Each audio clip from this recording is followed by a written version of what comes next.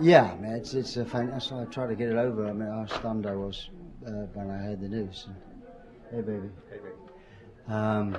You know, it's fantastic for a songwriter like myself who kind of came across it by accident. You know, these guys are craftsmen, and I sometimes wonder how I got here at all. And but I'm here, and that's really wonderful to know.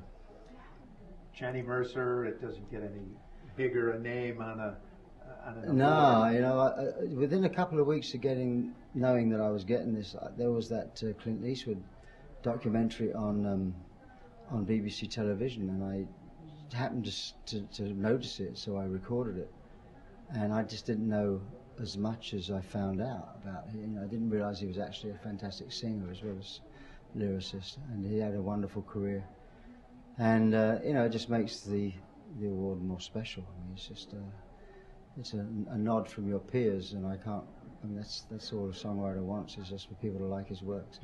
Yeah, well, you know, I've been working on this Motown record and sort of get Stevie Wonder and Holland Dozier and Holland, as well as the other previous inductees, as it were. Smokey, yeah. Yeah, Smokey Robinson. It feels funny to be a member of a club that they belong to, because you know, it's the old "we are not worthy" thing. I mean, still can't quite believe it. You know, I think there's a terrible mistake somewhere. I'm going to go outside and someone's going to take it away from me. Yeah. It was just a ruse to get me to New York. That's what it was.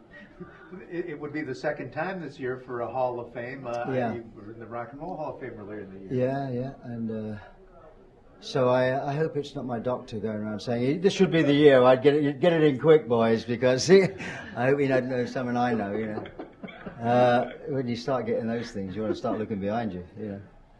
Well, you know, unlike Paul Simon, for example, who will write something and it will be very hidden. You have to go looking for it. I kind of tend to knock the nail straight on the head, you know, and I started off by doing that because of the first record, because of what it was about, and I had nowhere to go but anywhere else after that. You know, I mean, I've always been painfully clear about what I'm singing about, and I think people have related to that, because what's happened to me happens to everybody, and when they can hang on to something and make it feel like you're not the only person that this is happening to, you start to feel a bit better about yourself and pick yourself up off the ground, you know. And so that could be something to do with it. But to be honest, I've been very lucky that I just do what I do, and a lot of the time, you know, it's all a question of whether you run parallel with public taste. In the 80s, particularly, what I was doing just ran. You know, we hit a routine of kind of hitting people in parallel lines, and people seemed to like what I did, and so I charmed life. You know.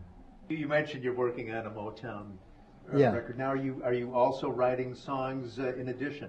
Well, I've written a few, you know, but I kind of I try to steer clear. I give the studio a wide berth at home, because I know that if I start writing and I get an album's worth of material, someone's going to want to put it out, and then they're going to send me out on tour, and I don't want to go away. I want to stay home with my kids, you know.